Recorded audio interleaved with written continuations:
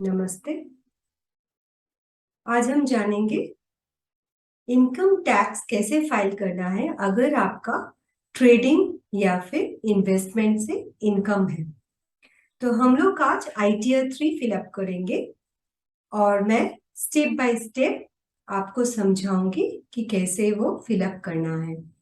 आपका अगर कोई भी एक्सपेंसेस है रिगार्डिंग ट्रेडिंग तो वो आप कैसे इंक्लूड कर सकते हो ITR 3 पे, और आपका अगर कोई लॉस है इस साल का तो उसको कैसे आप कैरी फॉरवर्ड कर सकते हो वो भी हम जानेंगे।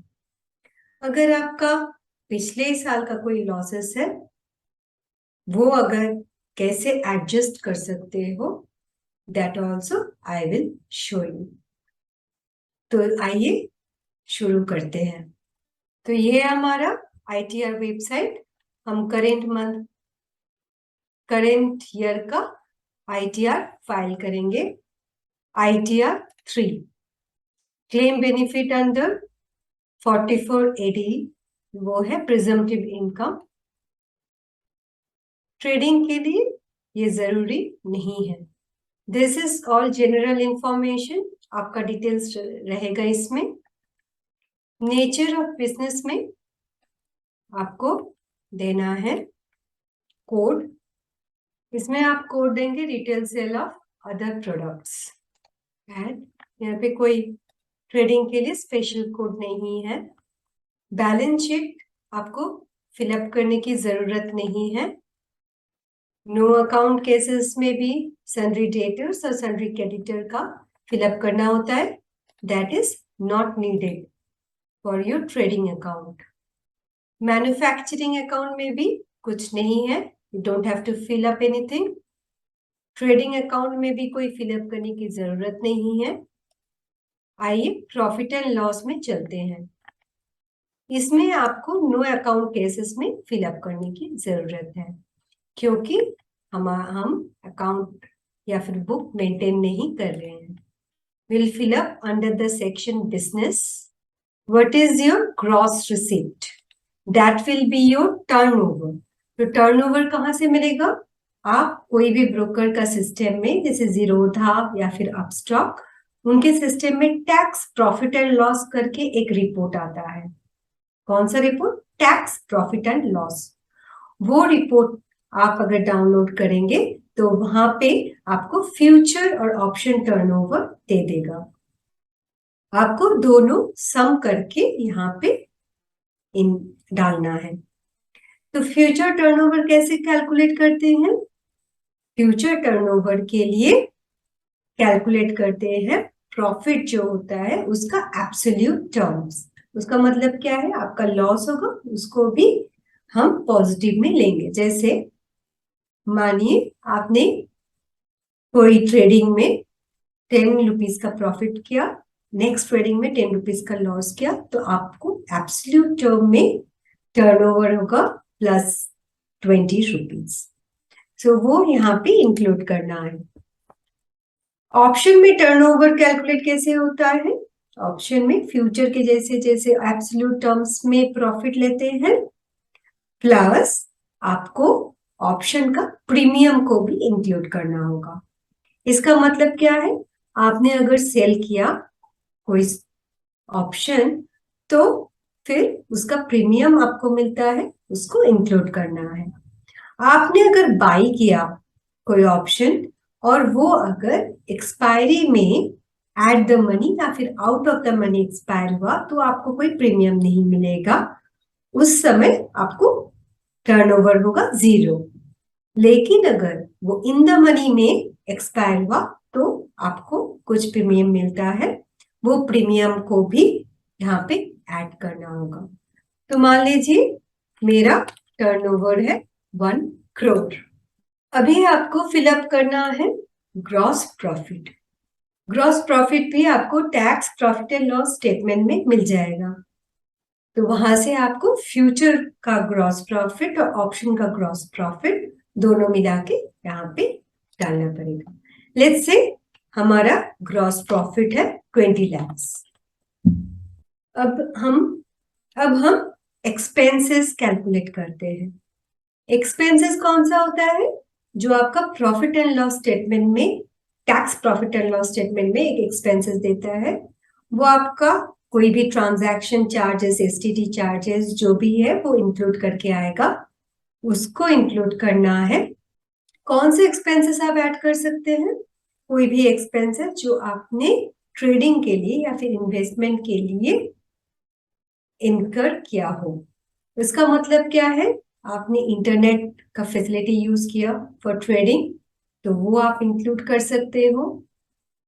आपने अगर कोई भी प्रोफेशनल ट्रेडिंग सर्विस लिया है, जैसे बहुत सारे ब्रोकर्स का ट्रेडिंग सर्विसेज है, तो वो भी आप इंक्लूड कर सकते हो। आपने अगर कोई प्लेटफॉर्म का सर्विस लिया है फॉर ट्रेडिंग, वो आप यहाँ पे इंक्लूड कर सकते हो। सो लेट्स से सब मिला के हमारा एक्सपेंसेस आता है 5 lakhs। तो हमारा नेट प्रॉफिट हो गया 15 lakhs। इसको हम ऐड करते हैं। यहाँ पे अदर इंफॉर्मेशन में भी आपको कुछ फिलअप करने की जरूरत नहीं है। नेक्स्ट है शेड्यूल सैलरी।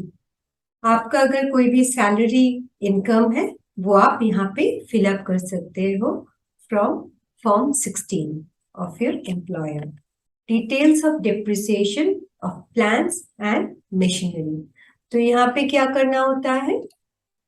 आपने अगर ट्रेडिंग के लिए कोई लैपटॉप खरीदा है, कंप्यूटर खरीदा है, तो वो आप यहाँ पे डिप्रिशिएट करवा सकते हो। लैपटॉप कंप्यूटर का डिप्रिशिएशन रेट होगा 40%। सो आप कहाँ पे इंक्लूड करोगे? अगर आपने वो फिनेंशियल ईयर का 180 डेज से ज्यादा यूज किया है, तो आपको यहाँ पे इंक्लूड करना पड़ेगा। लेट्स से हमने 50,000 का कोई परचेज किया है। अगर आपने 180 डेज से कम यूज किया है, तो आपको यहाँ पे लिखा है लेस देन 180 डेज, तो वहां पे ऐड करना पड़ेगा। लेट्स से यहाँ पे 10,000 मैंने ऐड किया है। तो हमारा डिप्रिशिएशन क्या हो रहा है? इसका 40% डिप्रिशिएशन होगा, और ये वाला जो 180 डेज से कम यूज किया, उसका 40% आता है 4,000, तो 4,000 डिप्रिशिएशन नहीं होगा, 2,000 होगा, हाफ होगा। तो उसके हिसाब से 22,000 का डिप्रिशिएशन आपका हो रहा है। और आपका रिटन डाउन वैल्यू क्या हो रहा है? That is 38,000। How 38,000 came? 50,000 plus 10,000, 60,000, 60,000 minus 22,000 आपने डिप्रिशिएट कर लिया वहां से, तो फिर 38,000 आता है। नेक्स्ट ईयर आप अगर डिप्रिशिएट करवाओगे ये 38,000 का, तो ये वैल्यू आपको फर्स्ट में लिखना पड़ेगा। Written down value of on the first day of previous year. ये लास्ट डे हो रहा है written down value, it goes on to the first day of the written down value for the next year. हम इसे add करते हैं। Next आप क्या डिप्रिशिएट कर सकते हो? अगर और कोई एसेट्स है तो आप यहाँ पे डिप्रिशिएट करवा सकते हो। यहाँ पे लैंड है, लैंड तो आपका नहीं लगेगा। बिल्डिंग, वो भी आपका ट्रेडिंग अकाउंट के लिए नहीं लगेगा। Furniture and fittings, there can be few furnitures which you have purchased only for trading purpose, like आपने कोई टेबल खरीदा है for trading purpose, that you can include. आप अगर कोई furniture personal use and trading use दोनों के लिए यूज कर रहे हो, तो आपको देखना पड़ेगा कि पर्सनल कितना टाइम यूज कर रहे हो, ट्रेडिंग पर्पस कितना टाइम यूज कर रहे हो, उसके हिसाब से रेशियो में आपको दिखाना पड़ेगा यहाँ पे फर्नीचर एंड फिटिंग्स के लिए।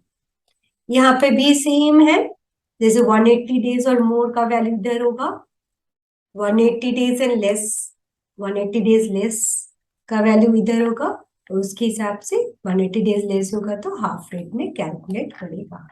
तो हम यहाँ पे कुछ नहीं दे रहे हैं। अब हम जाते हैं computation of income from business of profession. तो ये देखिए 14,78,000 हो रहा है। कैसे हो रहा है? 15 लाख हमने प्रॉफिट एंड लॉस स्टेटमेंट में दिया था, माइनस डेप्रिशिएशन। डेप्रिशिएशन कितना करवाया हमने? 22,000। सो वो डिप्रिशिएट करके ये वैल्यू आ रहा है, ये हो रहा है आपका नेट प्रॉफिट। ये आपको नॉन स्पेकुलेटिव बिजनेस में आता है, स्पेकुलेटिव में नहीं आता है, trading. Summary of depreciation of assets, यहाँ पे समरी आपको मिल जाएगा, आपने क्या क्या डिप्रिशिएट करवाया वो भी you can see here. Capital gain on depreciable assets, आपने अगर वो डिप्रिशिएबल एसेट्स सेल किया है तो वहां से जो गेन आता है वो यहाँ पे आपको इंक्लूड करना होगा। मैं यहाँ पे कुछ नहीं कर रही हूँ, यहाँ पे आपको इंटरेस्ट और डिविडेंड का पे इंक्लूड करना पड़ेगा। डिविडेंड भी कितना मिला है आपको ब्रोकर से मिल जाएगा, नहीं तो आपका यहाँ पे ऑटोमेटिक फिलअप कर देता है। सी मेरा डिविडेंड है 40,350, तो यहाँ पे ऑटोमेटिक ये फिलअप कर दिया है। अब अगर आपका कोई लॉसेस है फ्रॉम प्रीवियस ईयर, वो आपको यहाँ पे देना पड़ेगा, आपका लॉसेस। मान लीजिए मेरा 21-22 असेसमेंट ईयर में कोई लॉसेस है, तो मैं यहाँ पे एडिट करूंगी। लास्ट असेसमेंट ईयर में ITR 3 में आपको वो डालना पड़ेगा, तभी आप यहाँ पे इंक्लूड कर सकते हो। तो लास्ट असेसमेंट ईयर कब होगा? 2021 जुलाई में हमने फिलअप किया है। ब्रॉड फॉरवर्ड बिजनेस लॉस, आपका कितना बिजनेस लॉस है? मान लीजिए मेरा 10,000 का बिजनेस लॉस है, तो मैं डाल रही हूँ शॉर्ट टर्म कैपिटल लॉस। अगर आपका शॉर्ट टर्म कैपिटल कोई लॉस है STCG में, आपको यहाँ पे डालना पड़ेगा, या फिर long term capital gain loss. I am not including anything, तो यहाँ पे 10,000 ऐड हो गया, कंप्यूट सेट ऑफ करना पड़ेगा, तो वो ऑटोमेटिकली आपका सेट ऑफ कर देगा from this year gain. You want to see that? Wait a minute, I'll show you.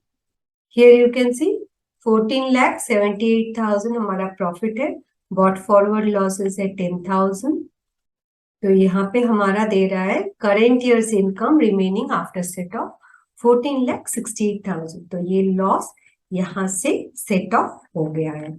वो 15,08,000 क्यों आ रहा है? वो डिविडेंड का इनकम ऐड करके वो दिखा रहा है। ये वाला करेंट ईयर इनकम का लॉसेस सेट ऑफ करेगा यहाँ पे। अगर बिजनेस के सिवाय और कोई लॉसेस है, जैसे हाउस प्रॉपर्टी का लॉसेस है, other sources loss of current year, कोई भी अदर बिजनेसेस है वहां पे आपका लॉसेस है, तो वो आपका सेट ऑफ यहाँ पे हो जाएगा। ये डोनेशन का है, आपका अगर कोई डोनेशन है वो ऐड कर सकते हैं। यहाँ पे अलग अदर कोई डिडक्शंस है, जैसे 80C 80CCD कोई भी डिडक्शंस है वो आप ऐड कर सकते हो, वो मैं नहीं दिखा रही हूँ अभी। So computation of total income, let's see 14,78,000 हुआ, 40,350 का डिविडेंड है, 15,18,000 हो गया, वहां से 10,000 brought forward losses set off हो गया, this is the brought forward losses, तो 15,08,000 हुआ मेरा total income. I'm confirming. What is the computation of taxes? So tax मेरा लगेगा 2,75,000। मैंने जो भी पे किया है वो छोड़ के आपको टैक्स दे देगा। Total tax I have to pay including interest is 2,99,000. So you can pay now or pay later. Let's see, pay later. Then you have to preview return and file your income tax. Now let's see if you have loss in this year. How will it calculate? We'll go to the profit and loss statement. Now I'll edit here in the business section. So let's say मेरा profit है, gross profit है 5 lakh some 10,000, okay? 5,10,000 मेरा gross profit है। Save करती हूँ। अभी computation करोगे तो आपको नेगेटिव आएगा बिकॉज डेप्रिशिएशन था 22,000 का, तो वो करके आपको नेगेटिव लॉसेस दिखा रहे हैं। Business loss of current year that is 12,000 loss to be set off. ये जो 12,000 का लॉस है ये आप नेक्स्ट ईयर अगर प्रॉफिट है तो वहां से सेट ऑफ करवा सकते हो, या फिर you can carry forward. Brought forward loss set off 10,000 है जो आपने लास्ट ईयर से ब्रॉड फॉरवर्ड किया था। current year loss is 28,350 is the current year loss. Current year income remaining after set off is this. अब देखते हैं यहाँ पे कैसे इनकम कैलकुलेट किया है।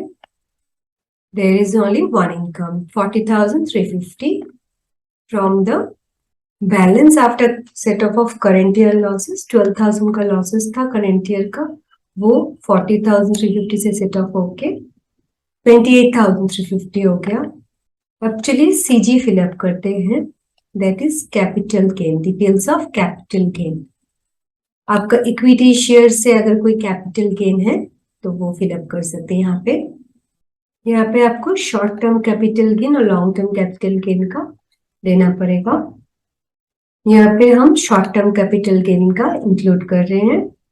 यहाँ पे value of consideration, let us see मेरा शॉर्ट टर्म कैपिटल गेन हुआ है 2 lakhs, और यहाँ पे आप डिडक्शन कौन सा करवा सकते हो, the expenditure while transfer that you will get in the tax profit and loss statement. यहाँ पे कितना एक्सपेंडिचर है वो मेंशन किया रहता है।